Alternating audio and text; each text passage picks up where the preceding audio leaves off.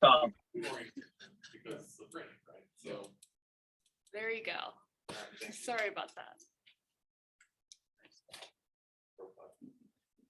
All right, so where were we? Oh, so, I've been going on the MLS and let's see, do a screen share. So hopefully you guys have been playing with the MLS a little bit, I hope. The MLS.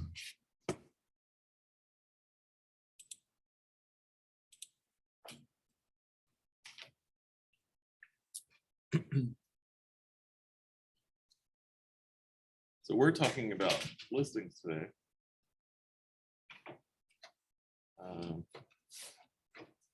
I just want to show you guys what I'm looking at.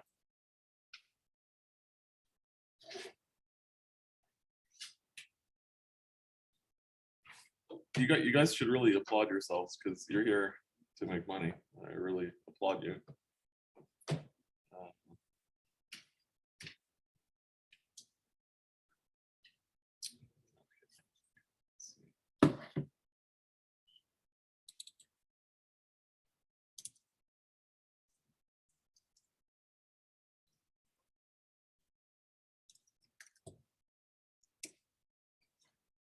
So I want to share my screen.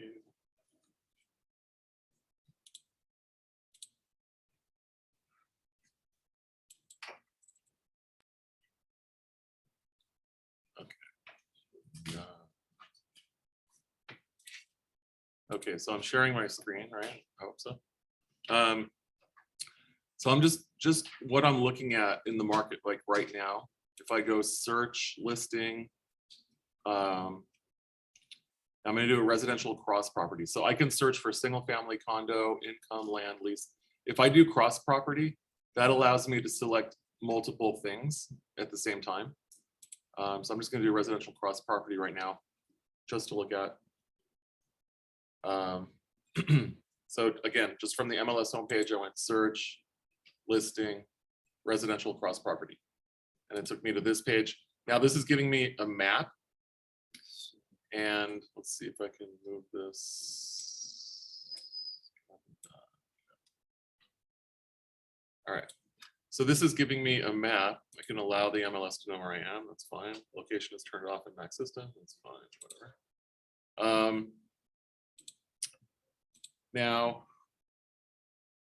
when I start doing things over here on the left column, it obviously narrows my search. So right now, there's this search visible map. I'm going to press that. Please narrow your search. Only 1 million listings will be displayed. Nice. Okay, so active. I'm clicking active. What's for sale? And I'm just going to scroll into like this area, Beverly Hills, Westwood. Okay, so what is active right now in single family? Now I should get a bunch of green stuff. There are 779 listings found in the upper left-hand corner. Okay, so it's not going to show me actually that far zoomed out. So, okay. So on this map, this is all for sale. If I click on active under contract and pending, those should come up in blue. Okay, so 2, 4, 6, 7, 8, 9, 10. So there's like 10 things that are under contract in that whole area for single family. And then pending. Just, again, maybe 5. So what this is telling me is sellers are starting to panic. And this is an opportunity for you to have a conversation with your buyer about writing low offers. This is what I would do. Now, it depends on the area because there are still some areas that never get any activity. So if you're working an area that nothing comes on the market, then there could be just pent up demand for that area. And when something hits the market, it will immediately go into escrow. Yeah, that's what happened the last couple of weeks with that dead lead for, Yeah. On Almont. Uh-huh. Yeah, same thing. So we are very area focused in LA. It's you cross the street, it could be a different story, right? It's very area focused. All right, so we're talking about listings. So the first thing that you guys are gonna do when someone says, "Come tell me what my house is worth," this is obviously a listing opportunity, right? And then we are gonna create a listing presentation. So we are gonna have a listing presentation workshop. Today, we're gonna do a contract and just talk about the listing process. But we are gonna have listing presentation workshops here. And anytime that you see something that you think is something great that you can discuss on a listing appointment, make sure you have like a folder on your computer just called listing presentation, and you just move it to that folder. And if you see something online, bookmark it, have a folder on in your browser called listing presentation, just so you can find that stuff when you need it. But basically, you're gonna have a listing presentation that talks about yourself, that talks about Keller Williams, why there's an advantage to using Keller Williams, why they should use you. And the seller really cares the most about price. I mean, it's just crazy, but they're really so focused on price. And again, I was just telling you yesterday, I don't give prices. Like, that's not my thing. I will let them come up with a price. I'm there to show them what I can do for them, how I'm going to market the property, get it the most exposure, make sure all buyers know the property is for sale, and we will together decide on a price as a strategy, right? Because there is no price. Like, this is not the price.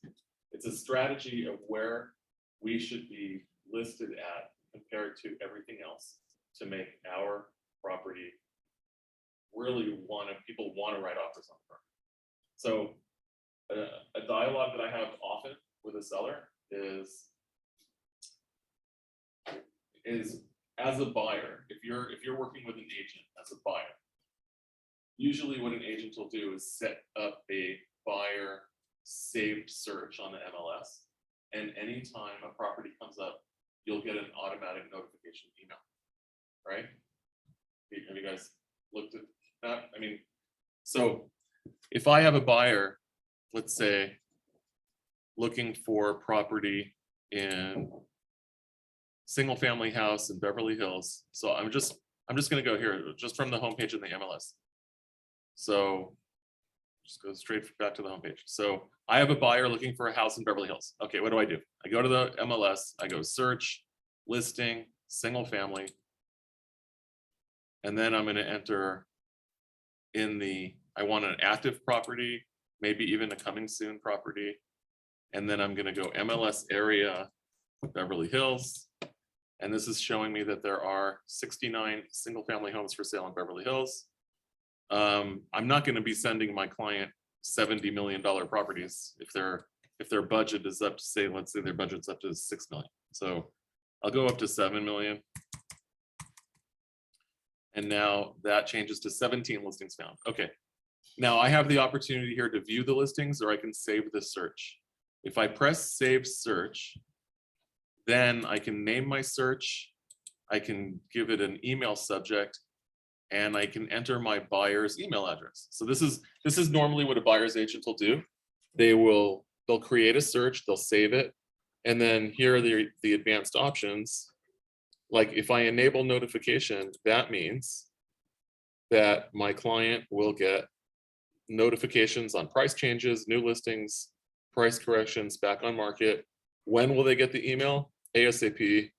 I can say once a day, once at a certain time, or I can just say ASAP every day. As soon as a listing comes out, they're going to get an email. So most agents will set up this saved search for a buyer. And then what happens is every time a new listing comes out, the buyer gets an email. And here it'll say new listing. A buyer who is getting spammed with listings that are coming on the market is looking at the picture, they're looking at the price, and a lot of times there's overpriced listings. They don't get excited. Like, they see the email, okay, and they just go to their next email, they get on with their busy day. But when a property gets emailed to them with a great picture and a great price, all of a sudden they're clicking on it to look at it and they're calling their agent, hey, this looks interesting, I want to see it. So it's really important as a strategy to pick a good listing price to get people's interest. Like, just think about yourself. If you were looking to buy and I suggest that everyone set themselves up on a saved search. Like, if you're working a certain area, put yourself on a saved search, so you automatically get emailed new listings as they come out, right? So you can, in using this saved search, you can select whether it goes to your contact or just to yourself. So you can just select self, and the notification email will only come to you, and then you can decide whether you want to forward it to your client. My suggestion is that you forward it to your client as soon as possible, if you think it'll work for them. If you have a very particular client that says they have to have a pool or they have to have something, you probably don't want to set them up on an automatic email, because they might get upset if you're sending them stuff that doesn't meet their criteria, right? They're going to call you and say, I told you I didn't want, why are you sending me that? I told you I didn't want a house without a pool. Now, that being said, if I see a great property and it doesn't meet one of their criteria, I might still send it to them with a note that says, I know you're looking for a property that has to have a pool. I think we can put one in here. I just wanted you to see it and not miss it, right? And the same thing goes when I'm contacting a listing agent. So when I am contacting a listing agent ready to write an offer, I want to call them and find out. I don't even know where I was going with that. Sorry. Rewind 30. All right, I'm going to hand this out. Residential listing agreement.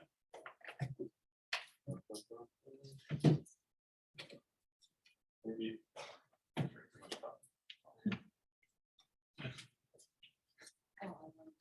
Yeah, but keep my blood flowing.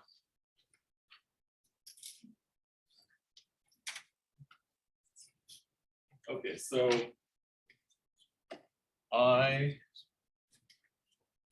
filled out a listing agreement for us. So we'll go through that. It's in the resource folder. You guys will always be able to access that and use it when you're taking a listing. So basically, you're talking to someone and they say, tell me what my house is worth. That's a listing appointment. When someone comes in when you're doing an open house, you're meeting buyers that are coming into your open house. You're also meeting neighbors. Like, I consider open houses as a job interview. So when I'm doing my open house, I'm dressed for the part. I have stuff that I'm handing out at my open house. I have all my school. I'm ready to talk about local schools. I have, of course, printouts with my MLS printouts with my name on the top that I'm handing out. But I'm meeting neighbors, and any neighbors there for a reason. They're not just coming, they could be just a nosy neighbor, but they usually want to know what the price is, and they want to see, what their neighbor has. But they're in the back of their mind, they're thinking, what's my house worth? And if they start talking to you about it, tell them you want to come over and talk to them about it. And, so that could be, I would probably schedule something for the next day, so that enables you to get their address and have time to prepare for that meeting. And then call me and say, JJ, I have a listing appointment. That seller might not know it's listing appointment for it. All right, now, first step is we need to do a title search. And that is because we need to know who is going to be selling the property. I mean, this is so important. All the time, you'll be talking to a spouse, maybe, that's not on title. And there's so many scenarios where you could be talking to someone who doesn't have authority to sell property. Now, the biggest liability to a brokerage, is that we advertise in the MLS an accepted offer. We're paying a certain commission. So, the buyer, broker, and the buyer have nothing to do with the seller. It's us as the listing broker that are dealing with the seller. So when we sign a listing agreement, we are taking the entire commission. You know, the seller is signing a listing agreement with us saying, this is how much the whole commission is. And then we are offering to split some of that with the buyer's broker. But the buyer's broker has nothing to do with the seller. It's us that they're relying on. It's our listing agreement that they're relying on to get paid. So that's the broker's liability. If there's an accepted offer,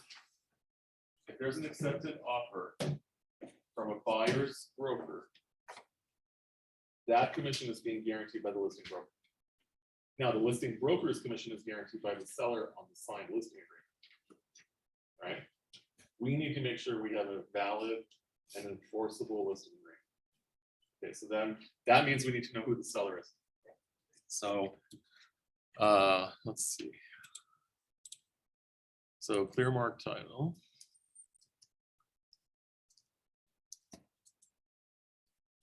Not sure that that's the right. I want to go to Title Toolbox. Maybe.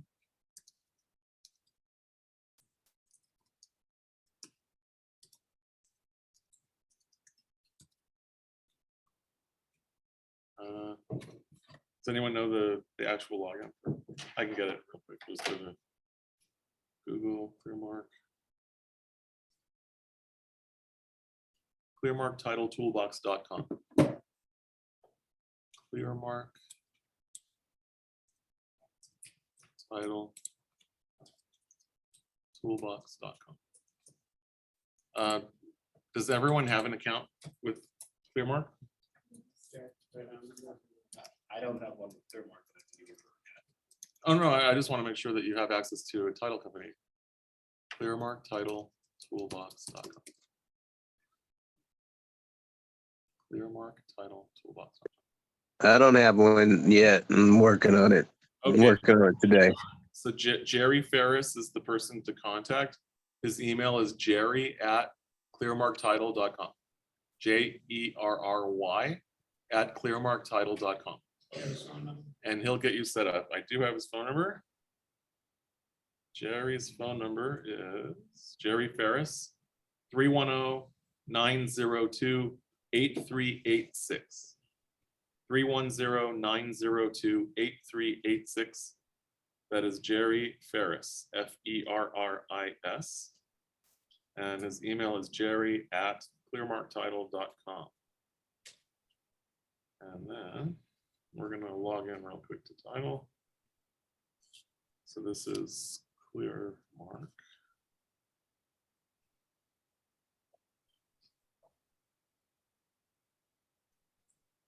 Okay. Let's see if this works.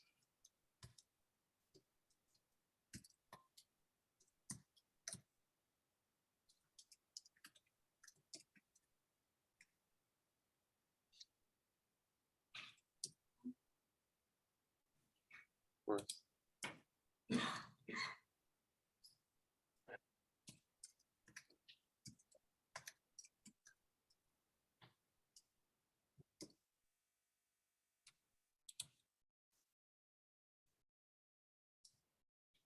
Oh, brother.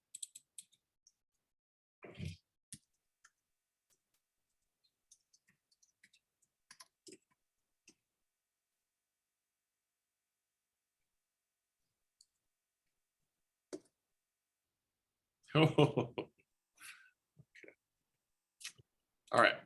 When I log into title, I can do a property search. There's also farming here. So if you guys want to do prospecting, you can search a farm using radius search, boundary search, area search. This is amazing. If you guys are wanting to door knock or focus on an area, then you probably want to pick like 500 homes, and then you're going to knock 100 a week, or it's like 500 homes to pick, 400 homes would be 100 a week, right? And then 20 or 25 a day is what you can do. If you want to do, that's if you want to knock them once a month. If you do twice, if you go knock them once every 2 months, then you can pick a bigger farm. But from here, you can get phone numbers and email addresses of people in your farm. It'll cost you 12 cents per person, but you're only going to pay for successful results. If there's no listed phone number or email address, you won't pay for it. So this is pretty cool. Now, we're taking a listing. We need to know who's on title, and we're going to do a property search. So does anyone want to throw out a property address that they want to work with? Or 1041 West 92nd. 1041 West 92nd. 1041 West 92nd Street. Search. Okay, so here we found the property. I'm going to go to this little, so this is saying Doris is the owner. Okay, I'm going to click this little settings thing and go profile with comps. And it's gonna, have I lost everyone already? Okay, generate profile. This is all I care about right now is getting a profile. That's all I care about. So I'm doing a property search for the address and I'm getting a profile, and the profile is going to tell me who's on title, but most importantly, it's going to give me access to the grant deed. And that will tell me exactly who I need to talk to. Click here to view your report. Okay. So this is telling me that Doris is on title, primary owner and secondary owner. So I'm showing only Doris is on title as the primary owner. Now I'm going to go down to recent sale. So this is from 1986 is the last transfer I see. I don't see anything before that. Here's a mortgage from 2022. Now, whoa, look what I just found. To the Doris Toomer Living Trust. Okay, that's interesting. Now I just found out that there's a trust, right? Title change in 2020.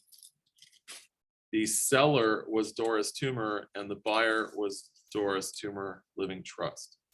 So this was an interfamily transaction. If I keep going back, now what I'm doing now is this is called the chain of title.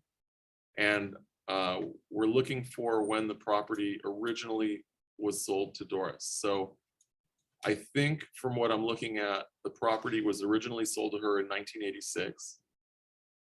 And then in 2022, title was changed from her as an individual to her trust.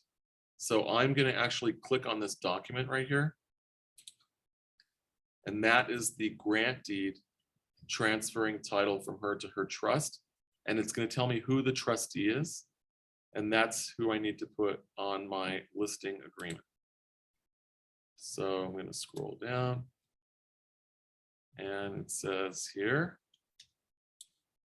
for valuable consideration, receipt of which is hereby acknowledged, grantor, Doris Louise Toomer, also known as Doris L. Toomer Anderson, a married woman, as her sole and separate property, hereby grants to Doris Louise Toomer as trustee of the Doris Louise Toomer Living Trust, dated blah, blah, blah, blah. Okay. This is, I'm probably going to print this one page or just save it to my computer because this is the exact information I'm going to need to start filling out my listing agreement. Okay, everyone with me? Like, this is exactly what I do. I even do this when I write an offer. When I write an offer, the first thing I do is I go to the title and I do a property search for the address and I see who is on title. And if, now this is a very interesting grantor. It says a married woman as her sole and separate property. So let's just talk about that real quick. California is a community property state. In order for this to be her sole and separate property, she may have purchased it prior to being married, or she used funds that were in her individual bank account. If she was married, she had funds in an individual account that she used, and or her husband, if she has one, I don't know, signed a quitclaim deed saying, I have no interest in this property. Any interest I have in this property, I'm giving to Doris, basically. It's called a quitclaim deed. I can give a quitclaim deed for a property I don't own. I can record a quitclaim deed on your property, giving my interest in your property to you. It just means that I have no interest in your property. That's what it means. So sometimes you'll see a bunch of quitclaim deeds from family members, just because the lender wants it and title wants it, just to make sure no one comes out of the woodwork saying, hey, I have an interest in that. And I have a question, like sometimes, is it possible to get this, for example, you have the down payment money? Yeah. And someone, you have income tax and everything, but someone should co-sign it for you, the document. And to like make. Are you sure- gonna co-sign someone else's loan? Not me, No, like, okay. it's a, like, Okay, I have property I wanna buy. yeah. Yeah. So, also they can do sign, like the vesting can be just So- like this as a solo. So I've seen situations where lenders, only one spouse may qualify for a loan, and a lender will have the other party quitclaim. That's a problem. Like, all of a sudden, they're getting around the community property laws of California. And a wife may be giving away her interest in the property because the lender is asking for it. And all of a sudden, the wife doesn't have any interest in the property anymore because she signed a quitclaim deed. Just got to be careful. You know, if anyone's signing a quitclaim deed, I just want them to be aware what they're signing. Because sometimes everything goes to the notary, and the notary just says sign here, sign here, sign here, and no one knows what they're signing. So if someone co-sign on the other parties, like, things like as a co-signer, but if they don't sign that quitclaim deed, they don't have any interest in that property. But if they don't, they have. So I'm not sure. If someone signs a quitclaim, they are giving up their rights to any interest they have in that property. If you're signing. Even if they are a co-signer. I think the question that you're asking is, you can co-sign on a loan and not be put on title. Yeah, So they don't just, if you co-sign on a loan, it's in your best interest to put yourself on title because you're on the hook for the money, but you don't have claim to the property. You can also though co-sign my loan and we vest title in just my name. Now you're responsible for the money, but you have no claim whatsoever. I think that might be the question that you're asking. yeah. So quitclaim would take place after the fact or during, if like, say we're married, but like he said, the lender says, we don't, for whatever reason, we don't want you on it because you have poor credit history or whatever the case may be. But like, if it's like a mother and a daughter or a father and a son, If you have a specific situation, I want to answer you privately. We'll talk because to make sure, because I want to be clear. All right, and it may not apply to everyone. So I like to be really clear. I got a question. Yeah. If you have a parcel of land that's not in California, can you look up the title or the deed? That depends on what the title company offers you. So different title companies will give you access to different areas. I've looked up title in Florida for people, New York. It just depends, what they're giving you. I don't know. It depends on like, because you don't have an address. Yeah, Yeah. no. It depends what the title company is subscribed to. Because the title company is paying for this basically, and they're giving you access to the data. So it just depends what data the title company is paying for. If they're paying for Florida, you'll have access to all of Florida. Right? I just don't know. It's up to the individual title company what they pay for and what they're giving you. Okay, I just have some in Virginia and I Virginia, need Yeah, I've looked up stuff in to Virginia. I guess see so on the title. So we have relationships with Clearmark Title, Fidelity Title, and First American Title. Between all of those, you'll find it. Whatever, we'll get you what you need. Okay, Okay, so right now the concern is who's on title, because if we're writing an offer, we need to put the buyer's name on our offer. And if we're taking a listing, we need to make sure that everyone on title is signing our listing agreement. So that's just on deed though. I wrote an you- offer. I'm sorry, I wrote an offer a few weeks ago Mhm. with two people on title. The listing agent only knew about one of them. Right. So all of a sudden, the listing agent had to contact the seller that she was talking to and find out who this other person was. She lived outside of the country. So knowing that, I also advised the grant, because in order to complete a purchase, the grantee needs to be notarized. Whenever you're dealing with someone traveling out of the country or a foreign owner, if they don't have a notary in the United States, they're gonna have to go to the consulate. Yeah. So, and that appointment at the consulate can take time. So, Right. So they could take like there could be a 3-week wait list at a consulate for a signing appointment. So I always suggest at the beginning of the deal that of course escrow is involved, but if I know for a fact there's an out of country person or they're traveling seller that needs to sign a grant deed, that arrangements are made in advance to have a signing appointment made with the consulate, American consulate. Right. And then the joint, it's not just who's on title, it's on who's on deed, because you could be on title and have 2 people on the deed, and one person can owe a lot of money, and you can end up losing the house and not actually be on title. I'm using the word title and deed interchangeably. Okay, got you. This, if you look at the title of this, it says trust transfer deed. Okay, So, just making sure. yeah, so a deed is what's given to transfer ownership. It's a grant deed. Okay. Yeah, got you. Thank you. Yes. The loan, like, let's say the wife qualifies for the loan. The Yes. husband does not. Yes. Can you add the husband maybe after close of escrow or? Okay, so The title? okay, so After close of escrow. after close of escrow, you want to add the husband on title. Right. So there would be, You can do it before. so basically, I mean, I hope the husband's giving you some money for that. Right? So basically, there would be a grant deed from you to both of you. You would be the grantor and you would both be the grantee. And at that time, if you're taking title together at the same time, then you could decide if you want to be joint tenants. Joint tenants have a right of survivorship, but joint tenancy has to be done at the same time.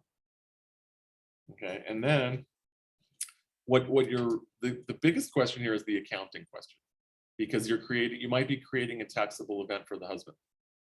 Because all of a sudden the husband's getting 50% ownership of the property, that might be a taxable event. So you just have to be careful. Everything got to run by your accountant first. Taxable event for you or the husband too, depending on who you're actually giving it. Yeah. If you do it after, you're gonna end up paying taxes on it. If you do it during, he's most likely. All right. So.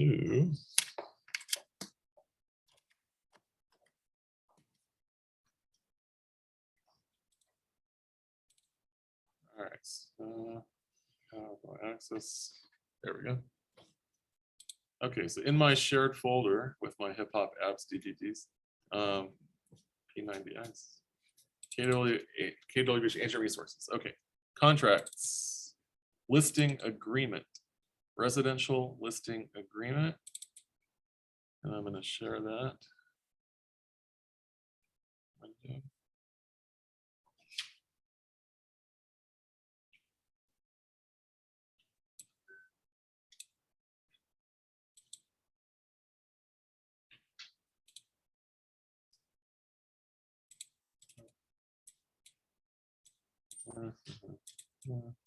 Great.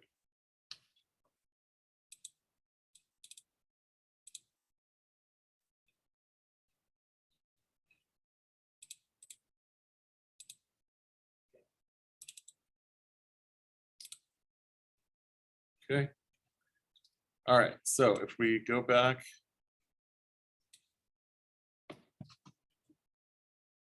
We go back to the instructions. Okay, so the first thing is the title search. We're finding out who's on title, and then we can proceed with filling out listing agreements. So when you There, if you look at the instructions here, there's basically 3 forms you're gonna need.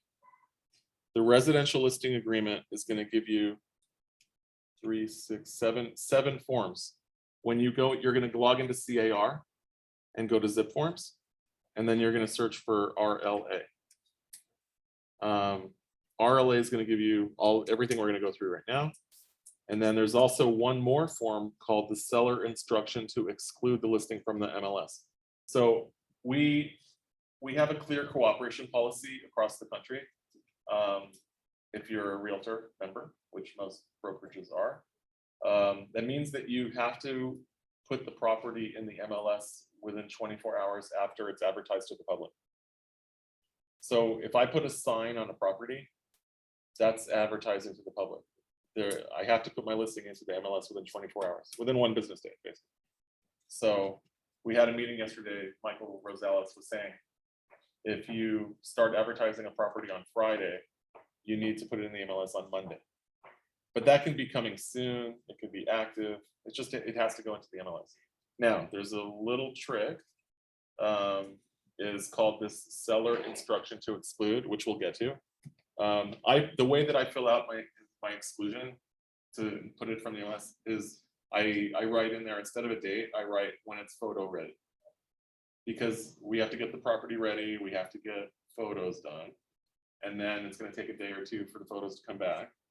And then I'm ready to put it into the MLS. Then there's one more form, it's a Keller Williams form.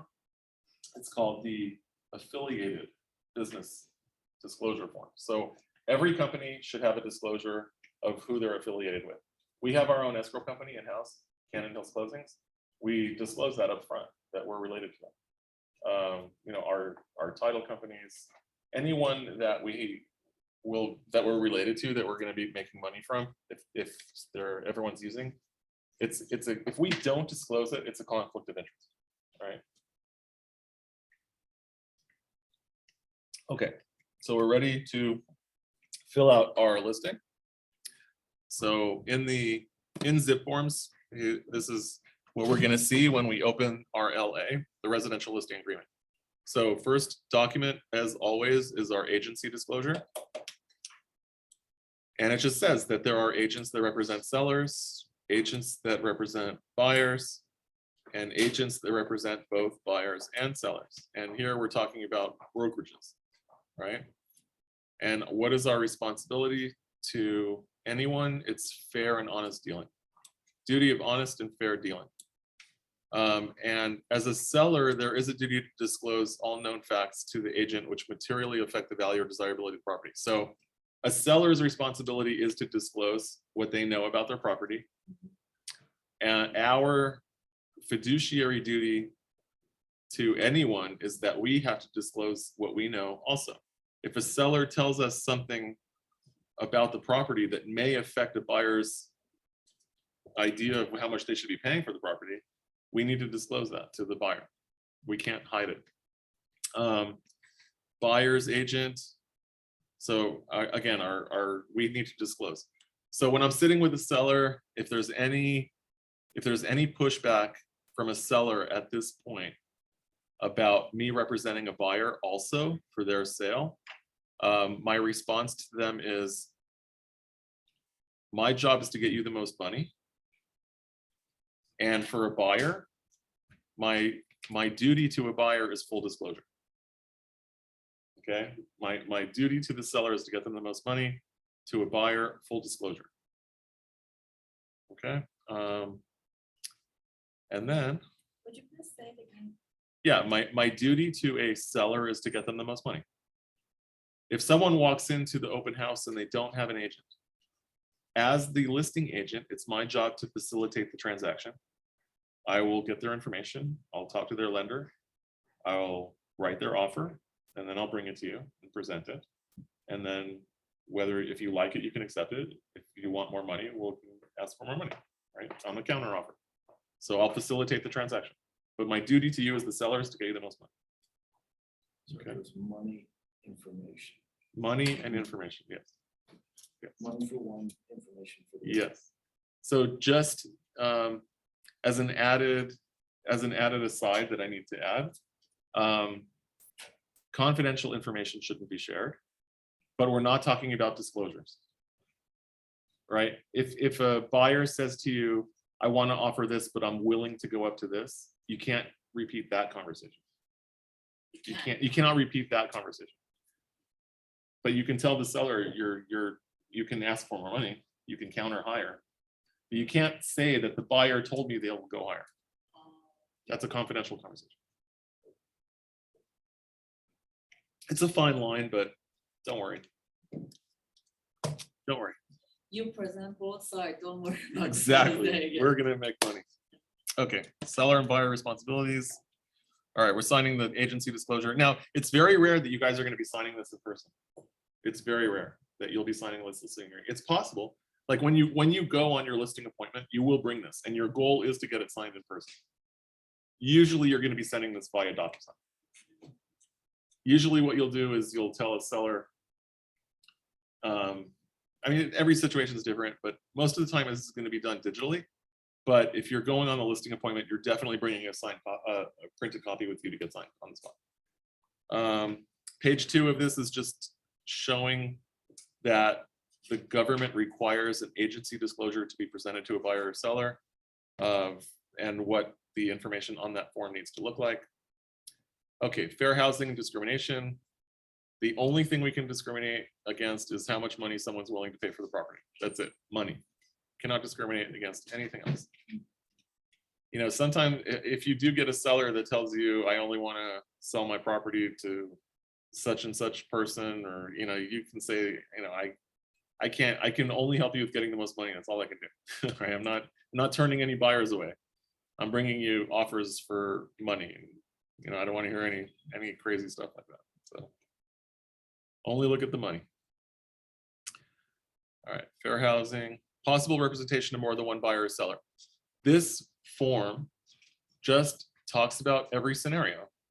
There's a scenario where there are multiple buyers for a property. There are brokerages that represent multiple sellers, an agent that represents multiple sellers. Dual agency is when the same broker represents the buyer and the seller. So it's just talking about all those different scenarios. And then offers are not necessarily confidential. So, you know, any offer that comes in can be discussed. Now, for negotiation, there's the actual terms are probably not going to get discussed, but the agent has the ability to tell me. You know, as a listing agent, I can tell someone that I have an offer for $1 million or $2 million.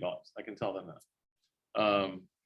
I might not do that. I might say I have a very strong offer way over asking without giving an actual number to try to get someone higher. So it's up to me as the listing agent. It's how I feel I want the negotiations to go. I have the ability to say whatever I want. The reason this is here is because if I don't have non-confidentiality, I can get sued for anything. Like, I don't know. It's eliminating problems. Before this appeared here, people were not, like, just for me telling you right now that I can discuss the elements of an offer, aren't you a little surprised by that? Are you? Because I can tell you I have 5 offers. One of them is from Brad Pitt, and he's offering $6.5 million with a 10-day escrow. I can tell you exactly that. That's a little. Can? I can, yes. I But can. they are saying like, no. But they cannot but the say. reason that it appears here telling me that I can is so I don't get sued for doing it, basically. Right? Now, for negotiation, I'm not going to tell you. For negotiation. But it's just here that you're allowed to. You're, as an agent, you can do whatever you need to do to negotiate a higher price for the seller. Not whatever you need to do, but you know what I mean. Which paragraph is saying that? That Offers we are not necessarily confidential. Sorry. This- Yep. Okay. Okay, wire fraud, we talked about wire fraud, but anyone who hasn't heard it, if once there's an accepted offer, the buyer is going to be wiring money to escrow for their deposit. At the end of the deal, the seller is going to be receiving a wire from escrow. for their proceeds. We want to make sure that money is not being wired to the wrong account. Just make sure that before anyone does any kind of wiring, that the person who is making the wire is verifying over the phone the account number and the routing number to send that wire to. Okay, that's all. Just make sure that there is a phone conversation verifying those account numbers. Okay, here we go into the nitty gritty, the residential listing agreement. Boom. Okay.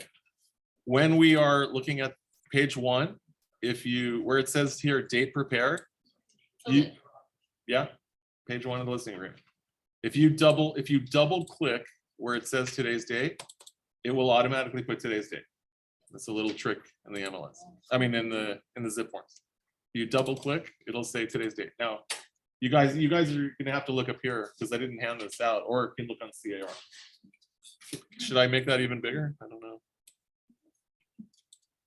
Can you guys see that?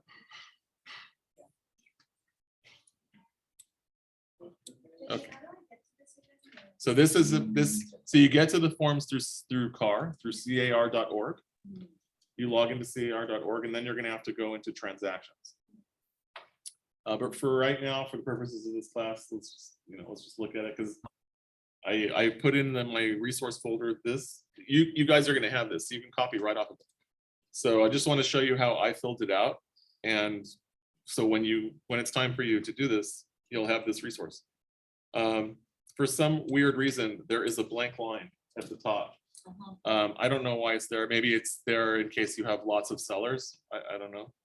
But name of seller 1, name of seller 2. Again, this is coming from title, right?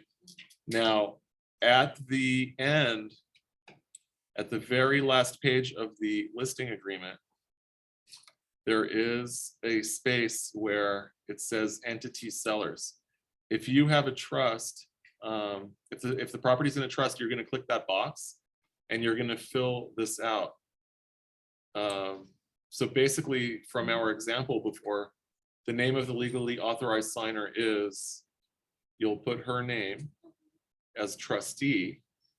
And then if it's a trust, identify the seller. So basically what I'm going to put here is the name of the trust, date and when it was dated. Okay, so I'm just showing you that that's there at the end, at the very end, where the seller signs. But going back up to page 1. Okay, so the names of the sellers will be there if there's more than one. Right, we already put them in the previous place.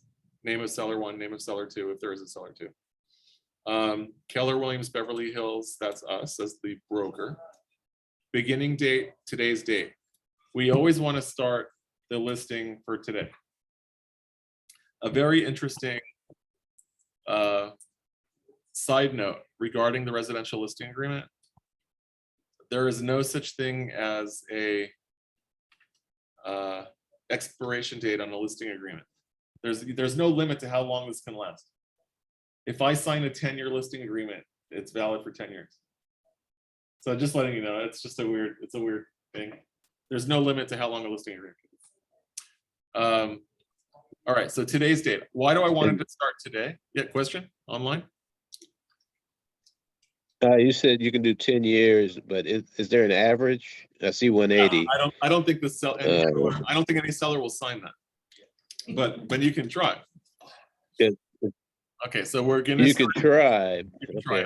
I'm kidding. No one's signing a 10-year listing agreement. So there could be an unusual situation where you. Okay. All right, got you. Okay, so the reason we want the listing to start today is because obviously we don't want anything to happen. We could leave the house and another agent can step in and steal that listing away from us. We don't want to have that happen. When neighbors start to see the gardener planting flowers or trimming trees, painters coming in and out of a house, that's a warning sign to anyone that this house is ready to go on the market. And we don't want neighbors coming in that are trying to steal that property, agents driving by, seeing what's going on, right? Yeah. Like if whenever you guys see a house that's starting to get fixed up, trees are being trimmed, painting's happening, you should go knock on that door and say, I see you, are you doing work? Are you thinking about selling? That's an opportunity for you. But in order for not let that happen to us, we need to have a listing sign before people start coming and fixing the house. I have a question, Yeah, only because I've seen it both ways. The very first line, exclusive right to sell, and then the seller said seller one and seller two. I've seen it written on a listing agreement both ways, where if it's in a trust, for example, the exclusive right to sell will actually say the name of the trust and not the people in the trust, but it'll be the signers who sign on the trust. And then whenever I see it like that, I've been instructed to, like, if I'm submitting an offer, as the seller, write the buyers or write the trust. so if the property's in a trust, the name of the seller will be seller, comma, trustee. Got it, okay. Okay. Okay, that solves that issue. Because they are not the seller Mhm. themselves. They're signing on behalf of the trust. So the best way to do it is the people who are the executors of the trust, comma, trustee. That's how I do it. Okay. And now, if you have an LLC or a corporation It that's has to be selling, the actual name. the name of the LLC or the corporation, yes. That one I know. I think that's why I've seen it. I've seen it go through like all three ways. Right. Where it's just their names, where it's the name plus trustee, where it's just Yeah. the. If it's just names there and it's in a trust, there might be cause for concern. However, if it's a husband and wife and it's their trust and they're the only trustees, it might be okay. I've been told that doing it that way is valid because you include the trust disclosure. Okay, But so there used to be a form called RCSD, which was the representative capacity signature disclosure. And people would fill it all out. Who's the representative that's authorized to sign on behalf of the entity? The new contract now was with the paragraph at the end I just showed you. If it's filled out properly, you don't need that form anymore. But if you don't, if the listing wasn't, or if the offer wasn't filled out with that information, you will need that form. That makes the most sense. All right.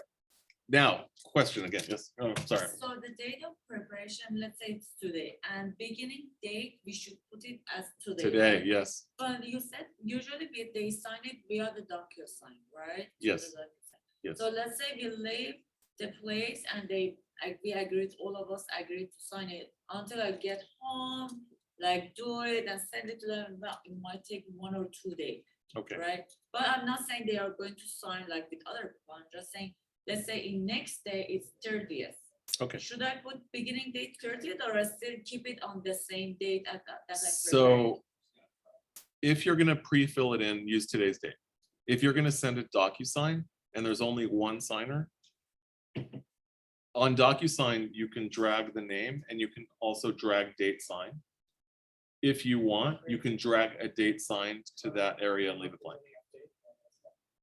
And then when they sign it, that date will appear there. That's how DocuSign works, right? Yes.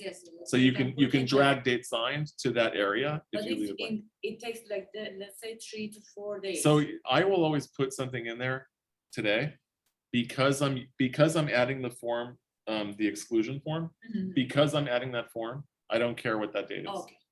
Fine. So Right? we should- Okay, but what, if you're just there, shouldn't you just get it signed before you leave the 1000%. house?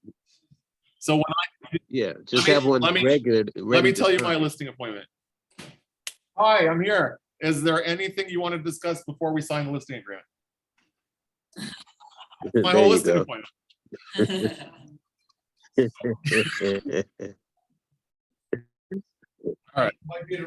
Right. Is Yeah, you don't want to there wait anything we need to discuss before you sign the for listing? anything. All right. Sorry, I'm just beginning date, today's date, and ending on now. I put there at 180 days for the future date, how long this listing agreement is good for. It depends, like if the seller doesn't want to give me that much time, this is a business decision for you, because you're going to be spending your time and your money to advertise this property. You have to make sure that it's a realistic sale price and that you have enough time to get the property sold. So if a seller only wants to give me like a 69, I would say 90-day would be my shortest time. If they only want to give me that time, I need to make sure that it's an attractive price that offers are going to come in. If the seller wants to test the market and use a really high price, I need 180 days or maybe even more. Because what I don't want to happen is we list the property high, nothing happens. The seller does not extend my listing. They list it with a new agent for less. Right? I don't want that to happen. So try to get as long a listing as you can. And shorten it only if the price is really aggressive. Okay, you're going to put the property address in, the parcel number. So you're going to get that from public records, the APN number. Okay. There's two little boxes here. This property is manufactured mobile home. We don't sell mobile homes here, as far as I know. This property is being sold as part of a probate, conservatorship, guardianship, receivership. If the property that you have is in probate, then there's a special form for that. So you'll check that box and then there'll be an additional addendum. Okay, the listing price shall be 2 million. I used to write in here 1 million. I figured today, why not? We'll put 2 million. So we're listing a $2 million property. I put an optional listing term here. I don't suggest that you use this, but if you have a tough seller that wants to negotiate your commission, if you represent both sides, then this is the verbiage that you would use. So for me, I always put my full name, Jonathan Joel Wallack. So I put, if Jonathan Joel Wallack also represents buyer in a non-multiple offer transaction, total broker compensation shall be 5%.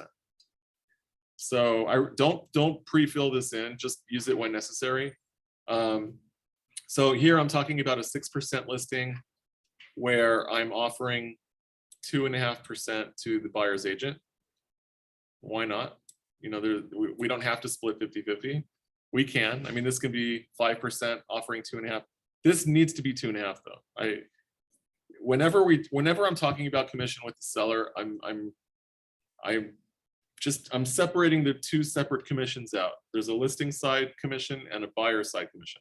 We have to offer 2.5% to the buyer's broker in the MLS. This is not for price fixing. This is to be competitive. If everyone else is offering 2.5%, you don't want to be offering less and have agents not show your property. All right, we need to be competitive. If I'm an agent and I'm pulling up listings to show my buyer and everyone's offering 2.5 and there's one property offering 2, I'm not going to show that one. Same as me. All right. I mean, I'm not saying I wouldn't. I'm just saying the same as you. No, I discussed with the listing No, agent. I'm saying like, you know, I want, if you want to sell your property for the most money, which means you want every agent to show your property and try to sell it. All right. Let's offer the same that everyone else is offering, 2.5%. Would you please repeat that sentence again on B? Yeah, I wrote it. It's up there. I cannot. Sorry. You can't see that far? Just read it. Okay, so you're gonna put your name. So if I put my name, if Jonathan Joel Wallack also represents the buyer in a non-multiple offer transaction, total broker compensation shall be, you know, whatever that is. So the reason I add the term in a non-multiple offer transaction is because there shouldn't be an unfair advantage to someone using me. Meaning, it's not fair to the other broker. It's not fair to the other agents. If an offer comes in from another buyer agent on my $2 million property for full asking 2 million, and then someone comes in without an agent and they write an offer with me for 2 million, my offer is going to be more advantageous because it's less commission. So this is just avoiding that scenario of unfair. It's an unfair advantage, right? Because the seller will be paying 1% less if it goes with my offer, but the offers are for the same amount. Did I lose you? You got. Yeah, you're writing this in here. Yeah, and you know what? Because it's multiple offers, I now get full commission. Yeah, Right? yeah. Right. No, I've never had pushback on that. Never had pushback. Okay, so I would suggest pre-filling in 6%. Most listings are around here 5. a standard commission across the country is 6. There are 6% listings, or even 7% listings. I once went on a listing appointment on Maple Drive, 90212. I had pre-filled in 5%. We were signing this by hand. And the seller said to me, "Aren't commissions 6?" Yes, You oh, said, it's "Of about course." March And I said, today. "I'm giving you the same deal I gave to your sister." Oh. And then I went home and cried. Like, All right. So I suggest having 6% here. If there is a negotiation, look, you might get it. That's the worst thing. That's the worst thing that way. You get it. All right. So you can always cross this out and put 5 in initial, and the seller can initial. They think they're getting a great deal. yeah. Okay. So basically this just says if during the listing period or any extension, the seller accepts an offer and it closes escrow, that's the commission they're agreeing to. Okay, on 3A2, you need to type a number in this box.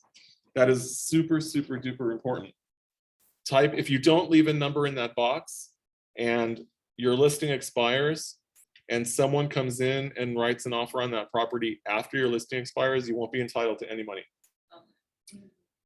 If you do type a number in that box, you're going to be taking a record of every person that comes in that property, and you'll have a list of names of everyone. Now, you should be keeping a list of names from your sign-in sheets at the open house, and anyone you talk to on the phone, find out their name.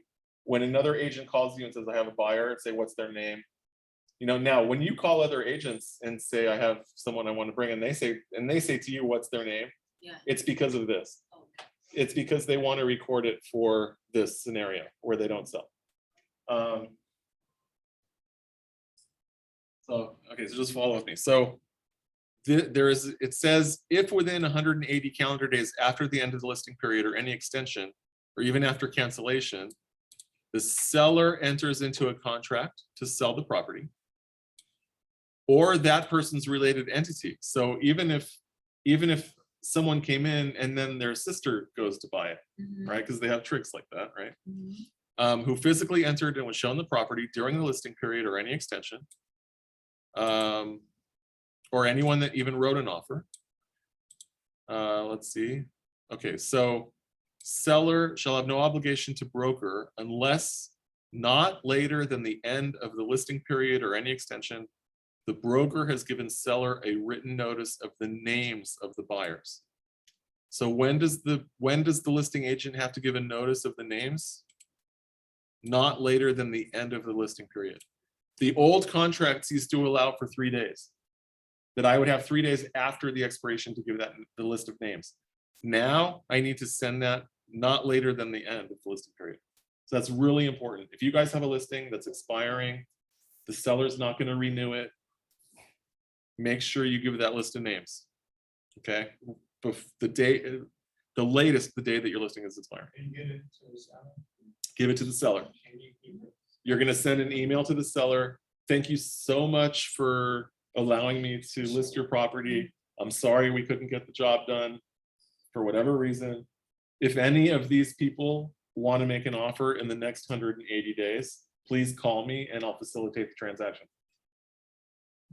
Now, if you are the listing agent coming in on you're coming in now to meet a seller on a listing appointment, right? Mhm. So let's continue to scroll down here. Okay, here is where we're putting in how much we're paying the buyer's agent. Okay, here we go. Seller represents that seller has not previously entered into a listing agreement with another brokerage. Which one? I'm F? scrolling down to F. So if there was a previous listing, now we're going after expireds, Right. right? Because we're going after expireds, we know it was previously listed and we know that people previously came into the property. Okay, so we have to write here the property was previously listed by, and then you'll put the name of the brokerage in there. Okay, now seller warrants that seller has no obligation to pay compensation to any other broker regarding the property unless the property is transferred to any of the following. This is where the seller needs to give you the list that was given to them by the other agent. If the previous agent gave a list of people then this is the opportunity for the seller to give you that list of people. And we should write here at see below attached. See list. attached list, yeah. See attached list. Well, now, it's only valid for X amount of days. So when I am sitting with the seller, I am gonna say to the seller, did the listing agent give you a list of exclusions of people? If they did, I wanna see the list. I want a copy of it, Mhm. and I wanna see their listing agreement, the previous listing agreement. If the other agent forgot to fill in a number, remember this 180 up here? There's a lot of agents that forget to put a number there. If there's no number there, their exclusion is invalid. I also need to know how long I have. Yes. Okay, now, if I see a listing agreement for 180 day, Mhm. there's 180 days. I see this old listing agreement they had. 180 days, there's a long list. Yes. So now, what's supposed to happen is if someone writes an offer and they're on that list, what's supposed to happen is I'm supposed to call the original listing agent and tell them I got an offer from someone on your list. Go for it. Here it is. And then they do the deal. But Just buyer. now the seller might not want to deal with that old agent anymore, right? So maybe I can work a referral fee. Okay, so if I'm sitting with a seller and they give me a long list and so I know now I'm gonna list this property probably at a lower price. Right? Because Right. they couldn't sell it at that price. Now they're coming in with my price. There's a good chance that one of those buyers that are currently looking to buy might like my price and put an offer in. So at this point, after I get my listing signed, I might call the old listing agent and say to them, if someone buys the property that's on your list, give me 25% and I'll do the deal. And if someone is not on your list that buys the property, I'll give you 25%. This way I'm not out. Because don't forget, after all my marketing and time I'm spending, I could end up with nothing if someone on that list buys the property. I didn't understand this. So this is second part. it's a 25% referral fee going one way or the other way. If someone on the previous agent's list buys the property, they'll give me 25%. But you. And I'll do the presented deal. I'll do the whole deal. They give me 25%. If someone not on their list buys the property, someone new, They I'll already give them did. a 25% referral. So if someone comes here, they are new, why Yeah. do you need to pay them 25%? Because I'm really afraid that someone on their list is gonna buy the property. I'm taking this listing at 100,000 less than it was previously listed for. Mhm. I'm afraid. They give me a long list. How many extra people are out there looking to buy? I'm afraid someone might change their mind and come in now with an offer. And this 25% is out of the buyer side commission, not the listing commission side. There's only a listing commission. So it means 25% out of 6%? 25%, out of the buyer side, you're correct. For your scenario, we're just talking about the buyer side. Yeah. No, but no. If someone is excluded, that's the listing side. Yeah, if someone's excluded, that's the listing side. So if you double end it from somebody who's been with the previous listing agent, then you give 25% of 6%. No. So usually, I'm talking about a scenario where someone had a listing. Another third-party agent came in and wrote an offer on that property. Neither of us have anything to do with that buyer. Mhm. But their name was given to the seller. If that agent contacts me now, because I'm the new listing agent, and said, hey, we were talking to the old agent, but now we're submitting our offer to you because you're the current listing agent, Mhm. then I have a duty to give that to the old listing agent. And then the original listing agent will deal with that agent. So I'm you're out. I lost all my money. I lost all my time and money and everything. That's what the situation I'm trying to avoid. Now, I'm also the listing agent and I have some control here, Uh-huh. right? So, Yeah, just saying. what is that control? Because, My control is I'm the one talking to that agent. I'm talking to that new agent now. uh-huh. The old agent. I'm talking to that old agent. So let's say I'm the old agent, he's the new agent. He comes to me and he said, I've given him a list of people who now, because he's lowered the price, are highly likely to want to come see that property again and write the offer. If anybody on that list comes in and gives him the offer, all the commission that he would have made now has to go to me. To leverage himself against that, he's gonna say, hey, if somebody from your list comes in, agree to give me 25%. In exchange for that, if I end up selling it to somebody who doesn't have anything to do with this list, I'll give you 25%. Oh, It's a good deal. Yes. It's a good deal for both So- parties. Yeah, so now if my list, because I only get paid now if somebody from my list comes in, he's willing to say that if it gets sold, I get paid. Do you know how happy the old, Yeah. do you know how happy, do you know how happy that old listing agent is gonna be hearing from me and I making that literally offer? lost my job. Right. And he's telling me that Correct. if I get it sold, you're gonna get Right. paid something. Now, I could get a really salty and sour old listing agent that's like, F you, I don't really care, like, and I'll be like, okay, fine, I tried.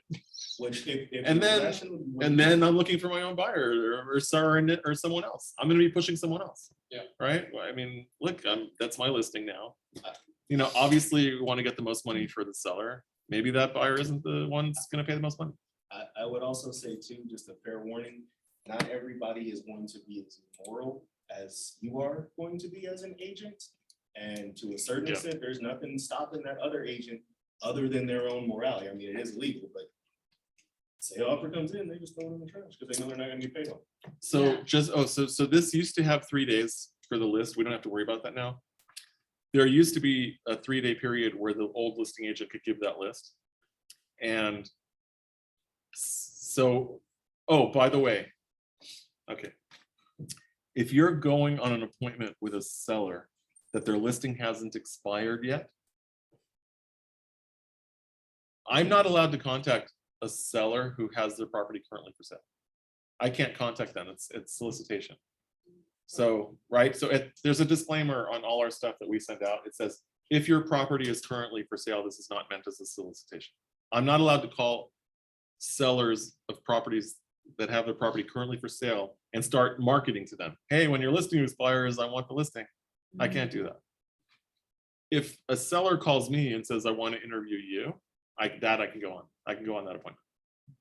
So a seller that has their property for sale calls me and says, I'd like to interview you. My listing is going to be coming up.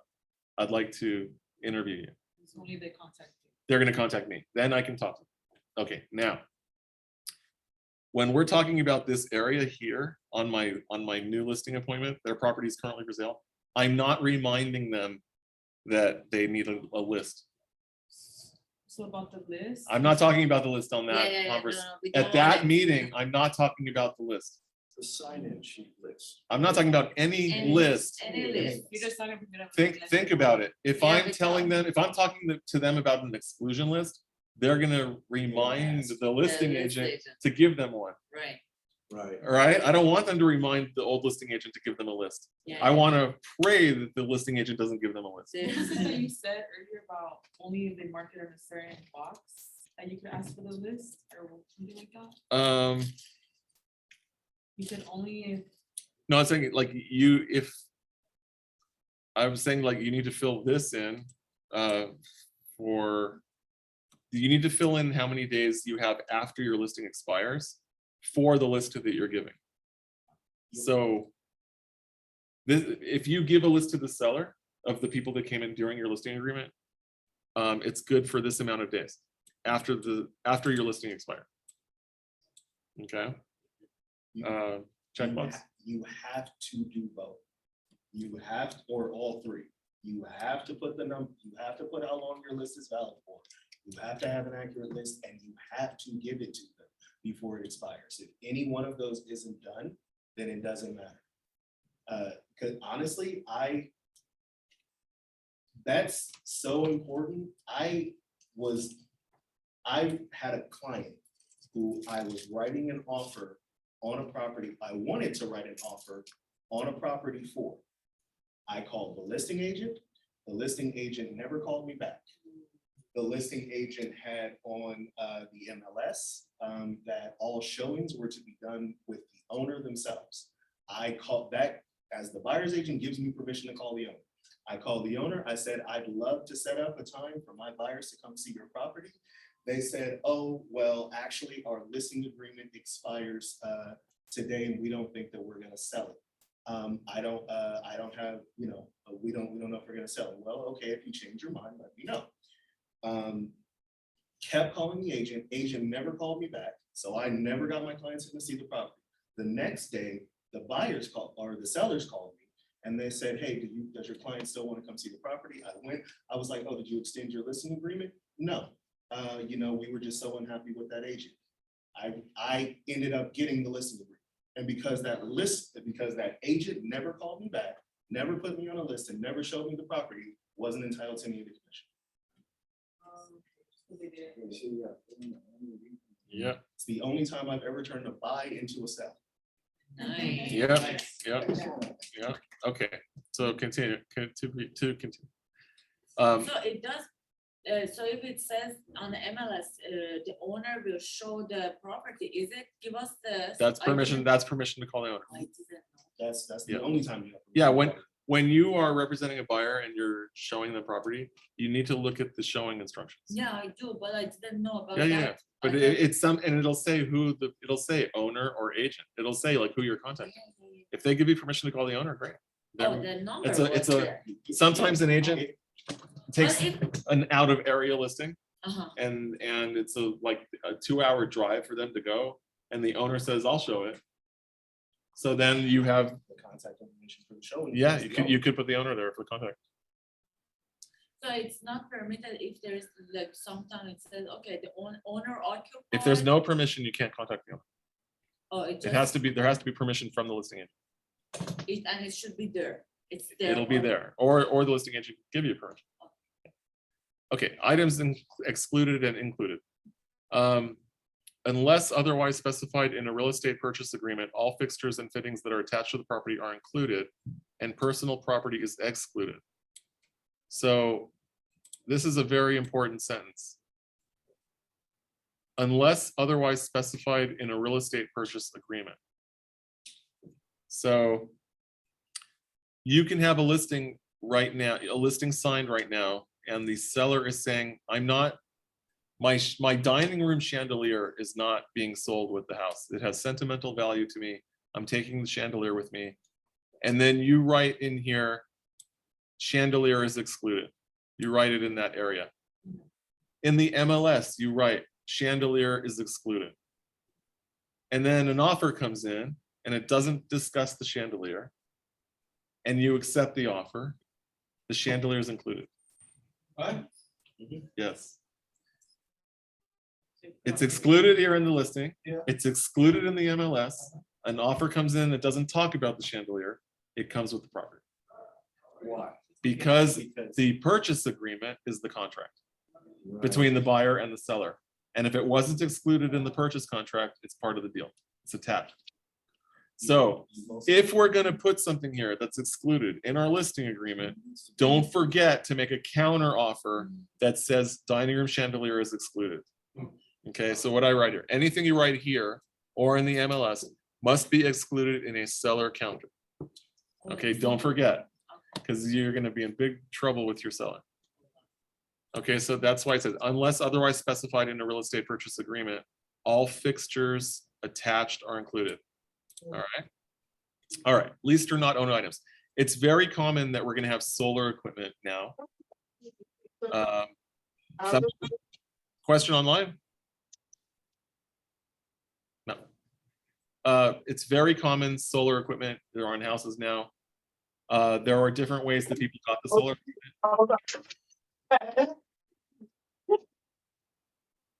What are you doing? Oh, look, that cheesecake.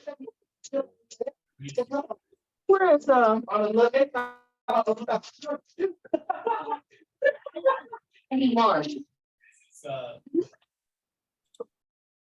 Sorry, Ronson, sorry. All right, so we need to, if someone has a solar cells on their roof, we just need to ask them, is it under contract? Are you leasing it? Do you own it? Is there a loan on it? And we're gonna check one of those boxes. That's all I'm saying here. Because we need to disclose that to the buyer. because all of a sudden the buyer might be responsible for it, or there might be a due upon sale clause. We don't know. We need to see it. We need to see the copy of the lease or the loan. So just check, you're gonna check one of those for leased or linked. Smart home features. If the seller is excluding any electronics, make sure that you write it here, and don't forget, it has to also be on a seller counter offer. Okay.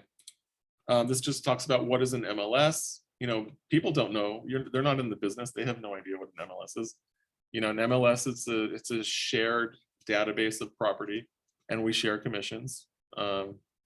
What information is provided to the MLS, everything that we know about the property. Our MLS is the MLS CLAW, Combined Los Angeles West Side.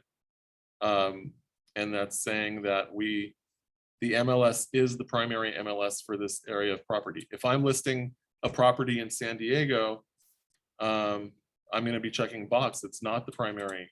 It's not, okay? Where is it? Well, I'm just saying, like our MLS lists all over California, we do, but there are certain areas that we don't cooperate with.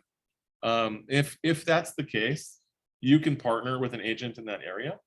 And some out of area MLSs will also let you list your property there for like a $50 fee, an entry fee. And then they'll send you the form to fill out, and then they'll enter it for you.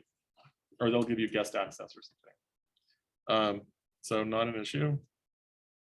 It's just making the seller aware. Benefits of using the MLS. You know, don't forget, sometimes you're going to sign a listing and the seller is saying to you, I don't want my property in the MLS. Right? Pocket listing. That's when this comes up. A pocket listing is a signed listing that's not in the MLS. That's the true definition of a pocket. When someone says I have a pocket listing, they might be thinking it's just something that's not on the MLS, not signed, nothing. But the true definition of a pocket is a signed listing, not in the MLS. So this is just a disclaimer to the seller. Hey, I understand that we want you to understand the benefits of using the MLS and the impact of you not putting your property in the MLS, because if you don't advertise property in the MLS, you might not be getting as much money as you could. So that's what it's saying. It's a reduction in exposure is basically what it is. So if they don't want to list it, No matter what, they're signing this. no matter what. No matter what, yeah. The seller will initial there and you will initial, broker or agent will initial there. Clear cooperation policy. MLS rules require that property with 1 to 4 units be submitted to the MLS within 1 business day of any public marketing. So if you send out an email blast talking about your pocket listing, right, you better put it in the MLS within 1 business day, or you could be fined $2,500. The MLS will send you a bill, $2,500. Why would someone not want it put in the MLS? Because you're trying to get your own buyer. Why would you not put it in the MLS? You're trying to sell it to your own buyer. Why would a seller not want to put it in the MLS? Yeah. I have no idea. Anonymity. I mean, there's a lot of, yeah, okay, so that's a good example. A police officer may not want people in his house, security reasons. Okay. Okay. All right. Like there is something called coming soon in the MLS. It allows you to put your property in the MLS. It will only be advertised to agents, to the agent community, and not to buyers. So it gives you additional marketing time, exposure, without the days on market running. So in the MLS, there's something called DOM, days on market. And then every day that it'll count 1, 2, 3, 4, 5, 6. If you put your property coming soon, that days on market will not start the count. And you can be coming soon status for up to 21 days. Seller, okay, here we go. Seller instructs broker.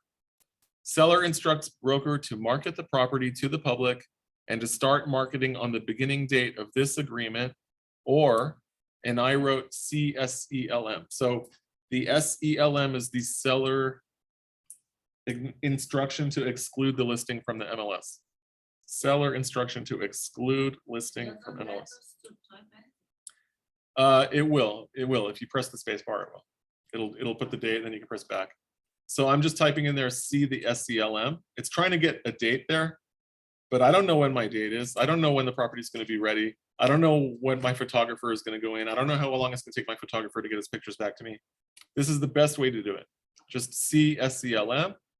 And then I now have a signed listing that is excluded properly. Okay. So now I'm not violating the clear policy for the $2,500 fine. That's what I'm trying to avoid. Or you can check this box, seller instructs broker not to market the property to the public at all. Seller understands no public marketing will occur. Question? Which number is that? This is paragraph 7.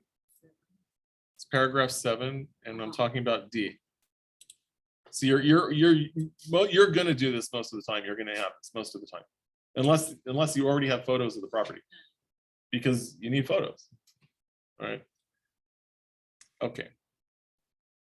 Clear cooperation. We are a member of clear cooperation policy. This just talks about MLS data on the internet. Big ticket, clear corporation. You don't have to do it. No. This says does not apply. It does apply, so we can't check that box. Seller representations. Just the seller basically the seller's responsibility is to disclose what they know to us, to a seller. I mean to a buyer. The broker, we have a responsibility to try to sell their property. We have to show that we're trying to sell it. We can't just take the listing and not do anything with it. We have to present offers to this seller.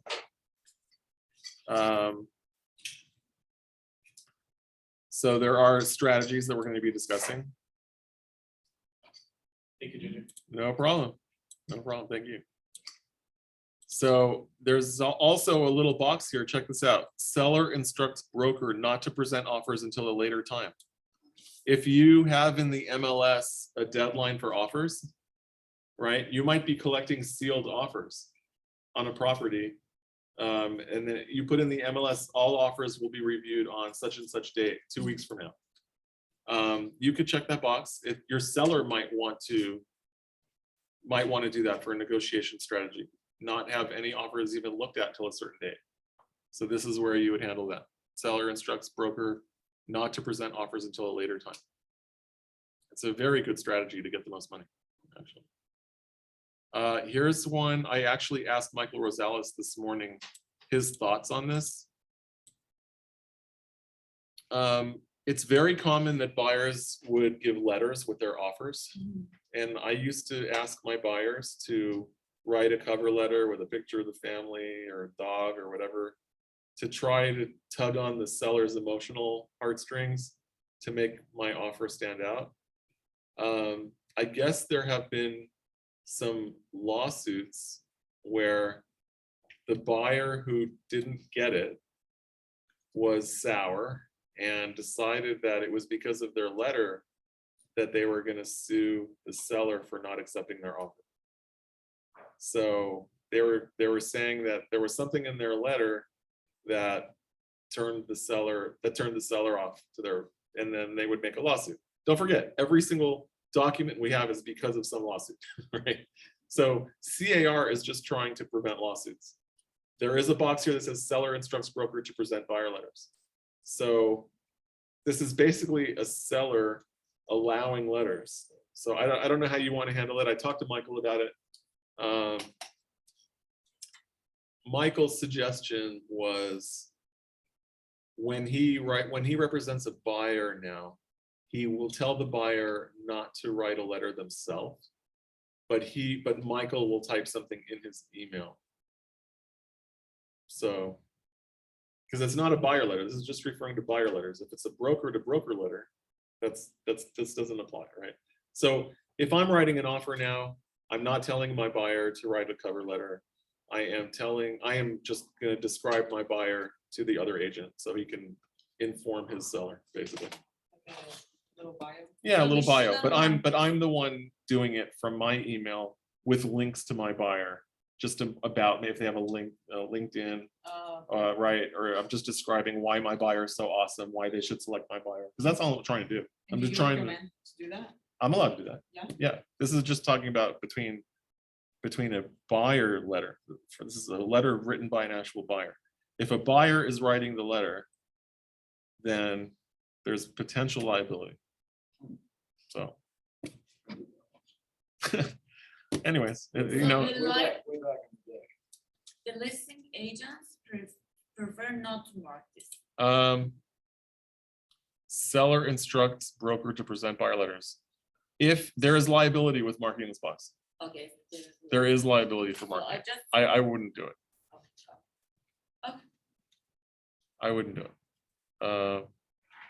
I would just say to avoid this whole topic, don't let your buyer do it, you do it yourself. But you're promoting your buyer, right? To any listing agent, I'm trying to sell my buyer.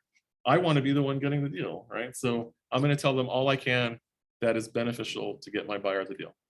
So if you mark it down, it means that the buyer could do it himself, but if you leave it blank, that means me as a listing, the agent, I could write it down?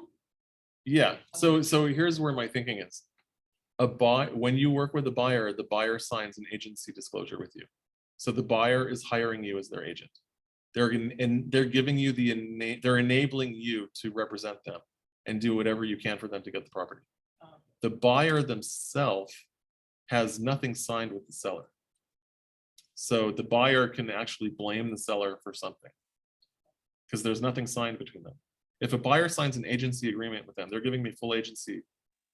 They can fire me. They can not like the way I represented them, right? But that's all they can really do, unless I have some like a gross negligence or something, right? But if once a buyer signs the agency with me, I am acting as their agent. So Okay. don't you want to be very careful on how you put your letter together? Say this person's an accomplished hunter, but the people who are selling the homes are PETA. That's a great example. Yeah. So as their buyer's agent, I have to be really smart about what I'm writing. I don't want to offend anybody. Absolutely.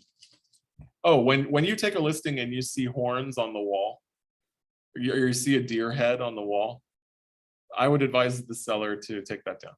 Yeah, good example. I did have a seller with tons of heads on the wall. I told him to take it all down. I said, beautiful, gorgeous, take it down. All right. So this is asking the seller to do certain investigations and reports. We're going to take care of all that for them. We don't need them to do it. One of them is ordering homeowners association documents. We do want those homeowner association documents, and we'll basically tell escrow to order them. The preliminary title report we're gonna order. We don't want any inspections from the seller. So that's pretty much the whole thing. Additional terms. If it's a trust, you're gonna check that box for trust advisory. It's additional terms number 19. So basically this is already saying that it's allowing us to put a lockbox on the property or not. You would check the box if we're not allowed to. It's already giving us permission to put a sign. Seller does authorize broker to install a sign. Additional terms. So this is where you just look at it. Is the property an REO? Are you representing a bank?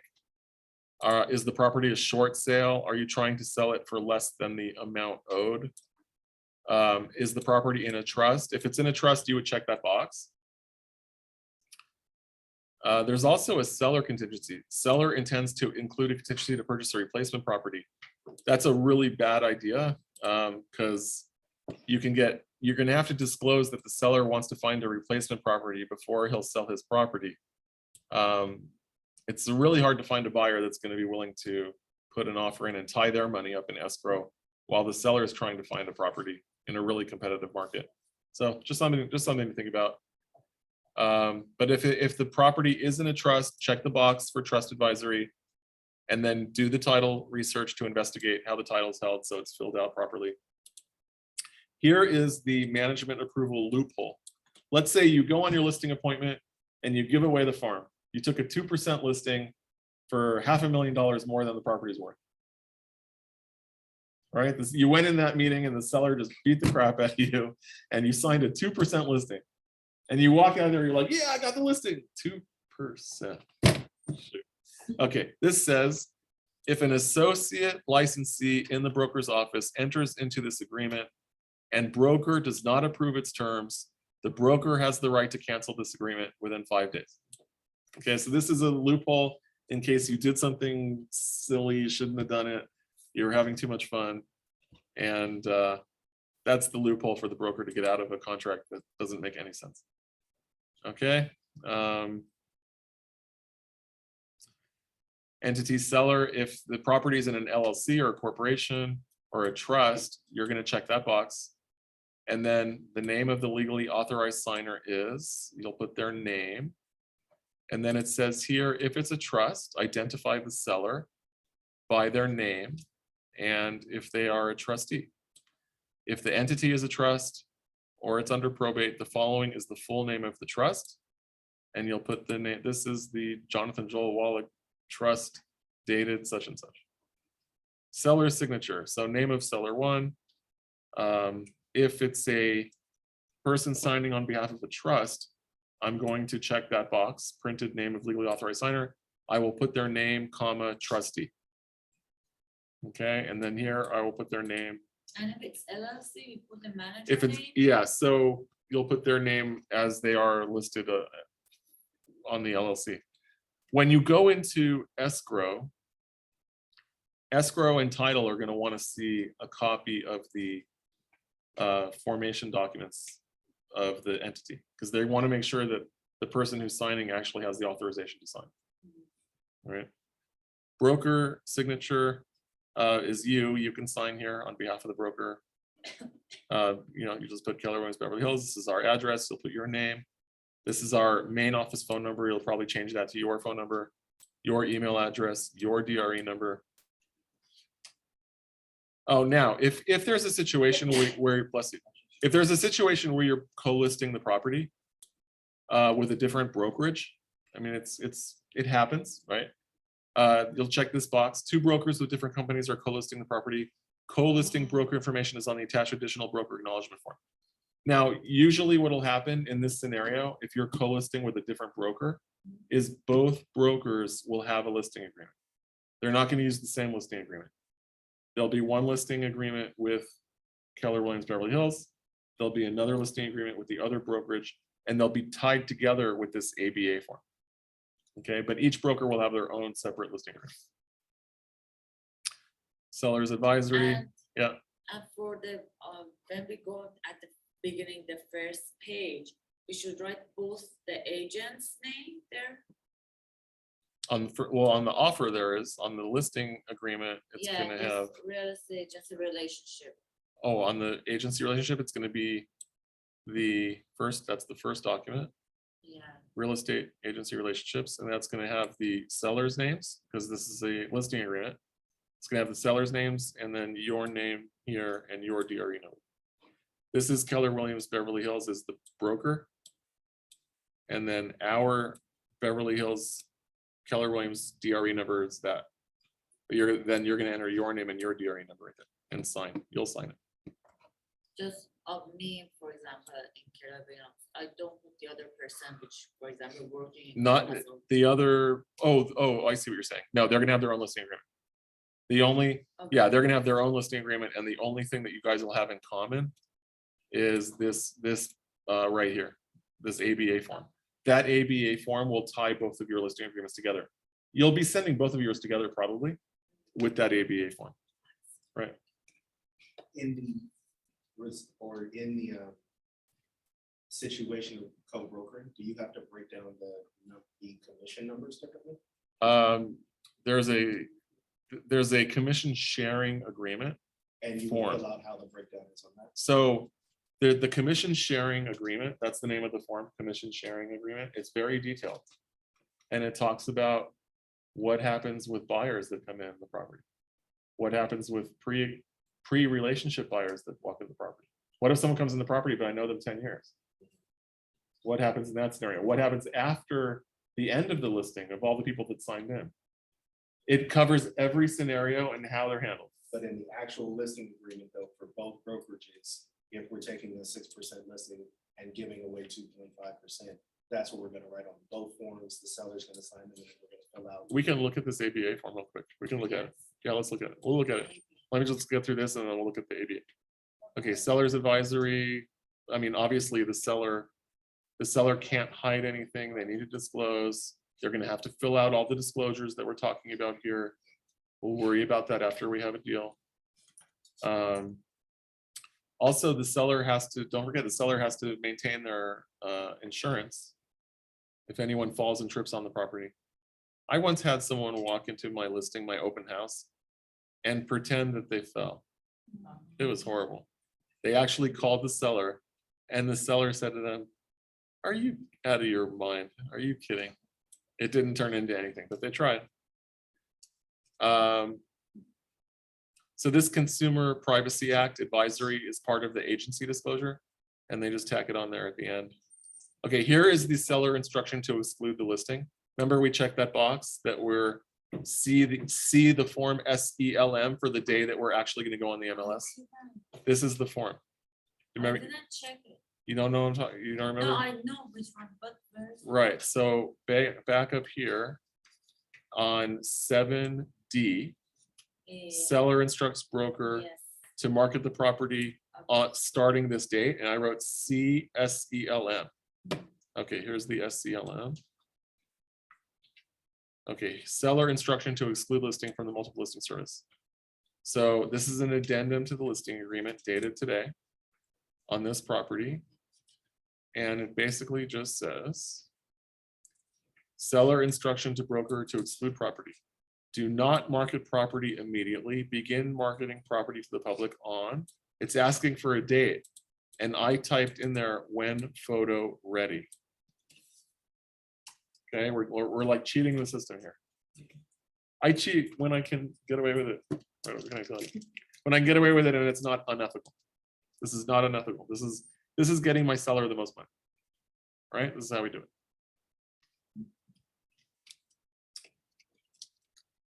Do not market the property immediately. Begin marketing to the public when photo ready. Seller will sign. Notice here, this is an interesting, the broker or the office manager has to sign this. So Michael will sign this or Josh Spitzen will sign this. If you send this by a DocuSign to Michael Rosales, he'll sign it pretty quickly. All right, and then the last form is our Keller Williams affiliated. And this is just disclosing to the seller upfront, we are related to Clearmark Title. We're related to Cannon Hills Closings. We're related to Movement Mortgage. We have also something called Keller Mortgage. And then the seller signs that. So there's no conflict of interest. We disclosed it upfront that we have a relationship with those companies. And that's it for the listing agreement. How do we get this printed out? In my shared resource folder,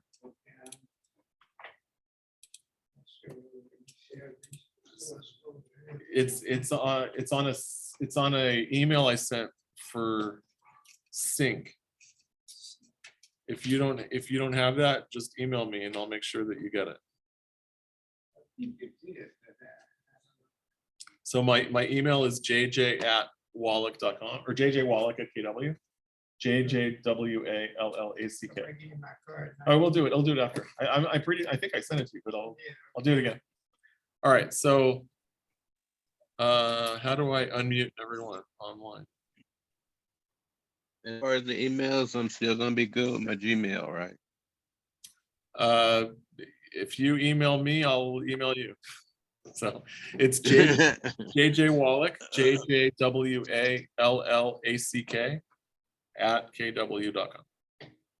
All right, we're gonna look at the form ABA real quick, I think. Is that the one? ABA. All right, so I'm gonna go back to browser. I'm gonna share. Okay, I'm gonna share browser. Try that one. Okay, we're gonna go to car.org. So this is how we're accessing our contracts. I'm going to sign in.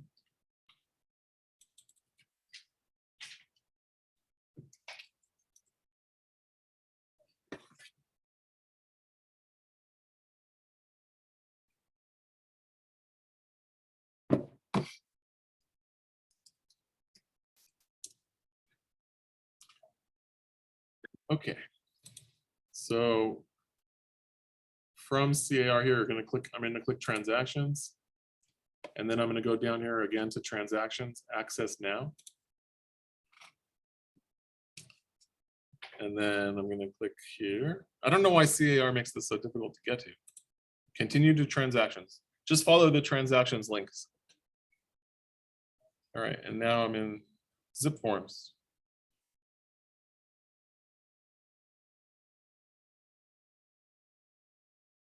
Okay.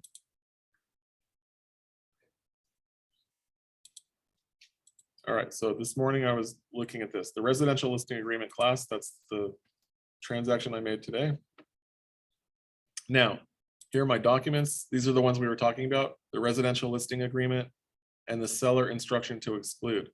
Now we want the ABA form. So I'm gonna go over here to the upper right-hand corner. Is this being shared? Maybe not.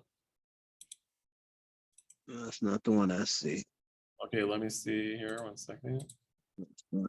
Stop share. There we go. Is that the one? Is that being shared? No. Sorry. This, Here we go.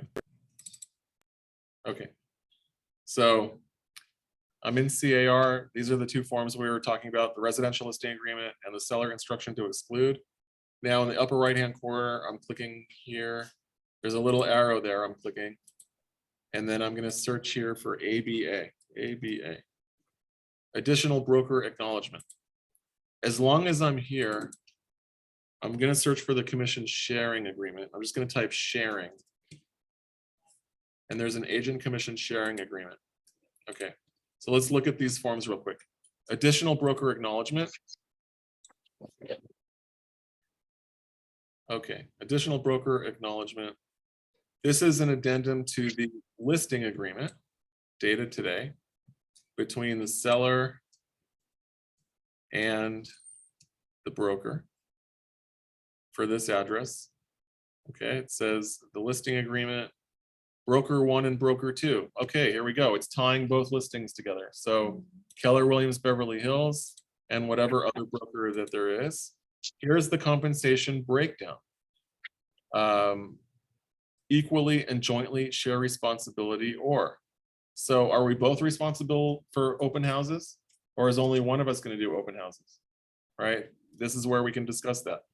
We can also have an attached agreement. What happens buyer representation? So if this is, let's see.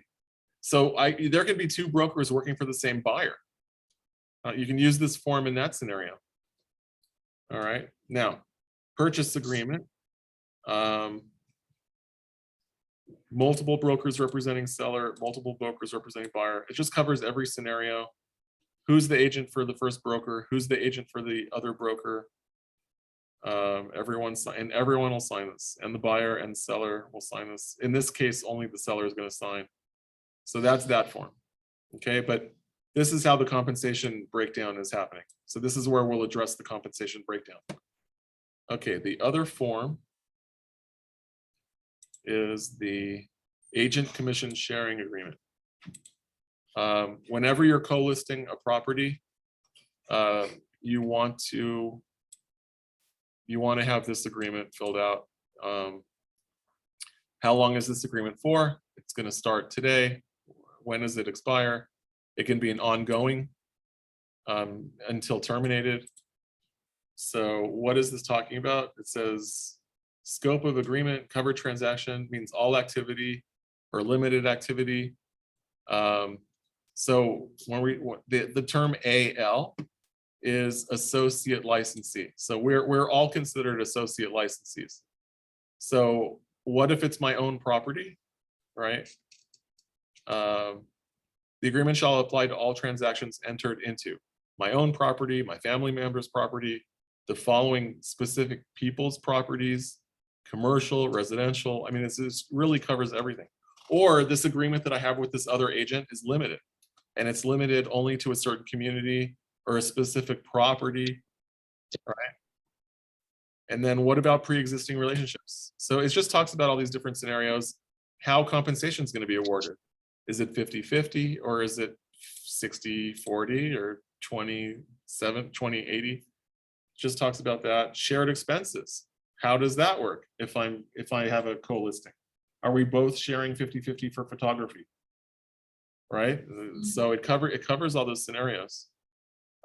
Team names. What about advertising? Whose name is going to be on the advertising? Is it a team?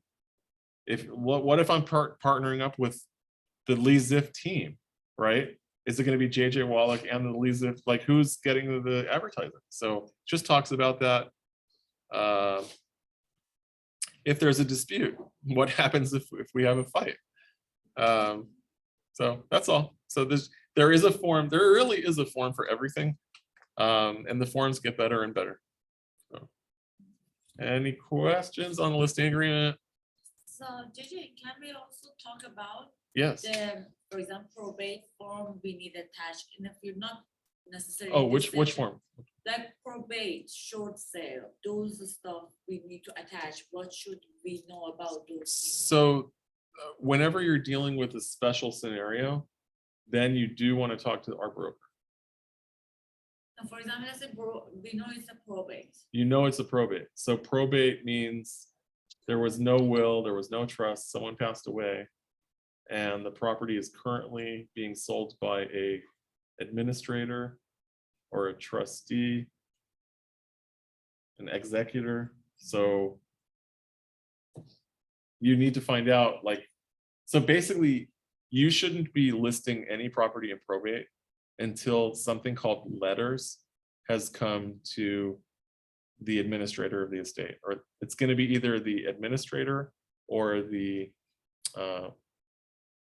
I just said it. It's whoever's in charge of handling the estate. So someone passed away, and basically that their name needs to be taken off of everything because they're no longer here. So the probate process is removing that individual's name from everything and getting all of everything settled. So that means selling assets, paying bills, clearing up the estate, finalizing it. The person who's in charge of finalizing the estate is going to get a percentage of the value of the estate at the end. They'll get a small percentage. But selling a real estate property, I don't think anything actually can be sold until the court approves who is the administrator or the trustee, basically, executor. I'm sorry, executor. Whoever is the executor of the estate or the administrator needs to be court approved. Once they're court approved, there's an application process. There's an application process for the approval, and then a letter comes back saying you are hereby granted the request to be the administrator of the estate, and the name of that letter is called letters. So until that document is given to the administrator or the executor, you can't sell anything at part of the estate. So that's what we're waiting for. We're waiting for something called letters. Once that's given, then you'll get permission to sell the property. So for example, let's say I'm the agent going to a listing appointment and it's probate, and I ask you, okay, give me the letter. Yes. Now, what might happen is you'll have full authority to sell the property, just like a regular sale, no problem. Another scenario is there might have to be court confirmation. Yeah. Where you'll sell the property, you'll have an accepted offer subject to court confirmation. And then there'll be that offer you're going to give to the attorney for the estate, and they are going to submit that to the court for approval. There will be a date where the judge is going to decide if they're going to go with your offer. At that hearing, anyone can stand up in court and bid higher than your offer. Yeah. Your buyer can still bid, but it's an open court auction actually at that point. And how long does it usually takes? It just depends on how backed up the court is. What is the timeline? There could be 21, 30 days. Robert, I think Robert yesterday was saying 30 days can be pushed through pretty quickly. But it just depends on how backed up the court is. Yeah. During COVID, it was like a really long time. 6 months. Yeah. And it also depends on where you are when the probate starts. Like, are you in probate in the sense that like you're going to the listing appointment and they have letters, or are you representing a sale, then somebody dies, now it has to go through the entire probate process. So where you are in the whole thing, like at least 30 to 60 days. I'm sorry. Does anyone have any, Okay. can I unmute all, or how does that work? Or do they have to unmute themselves? I I don't don't think you can unmute everybody at once. Okay.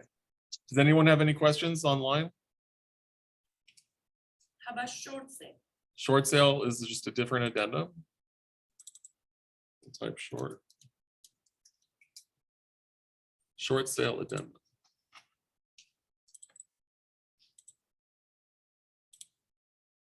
So basically in a short sale, you're selling a property for less than the loan. In a short sale scenario, you have a $1 million property where they owe 1.2. It's only worth, it's worth less than the loan.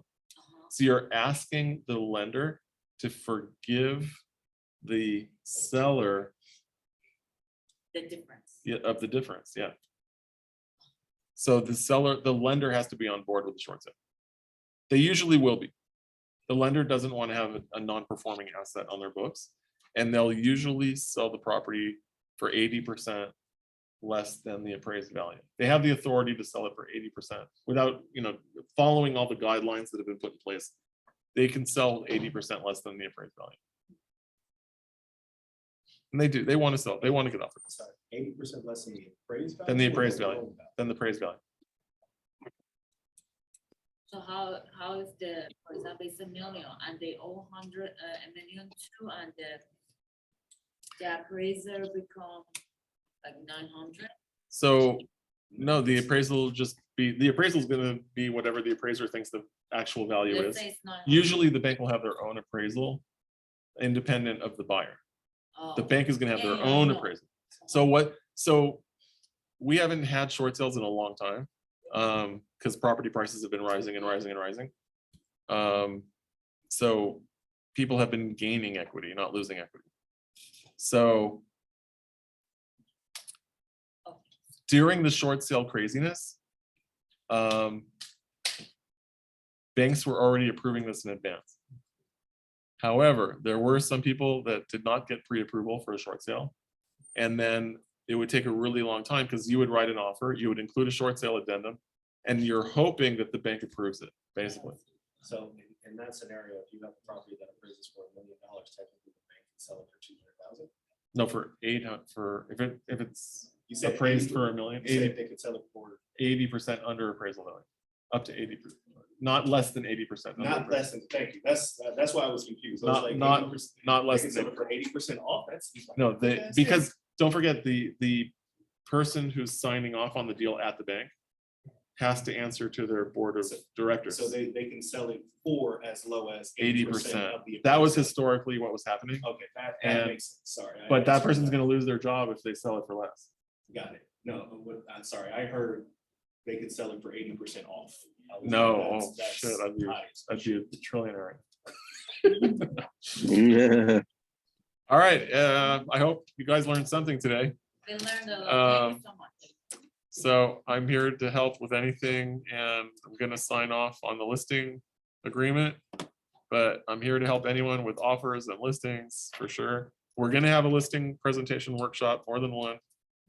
And have a great day. Make your contacts. you. Make your contacts.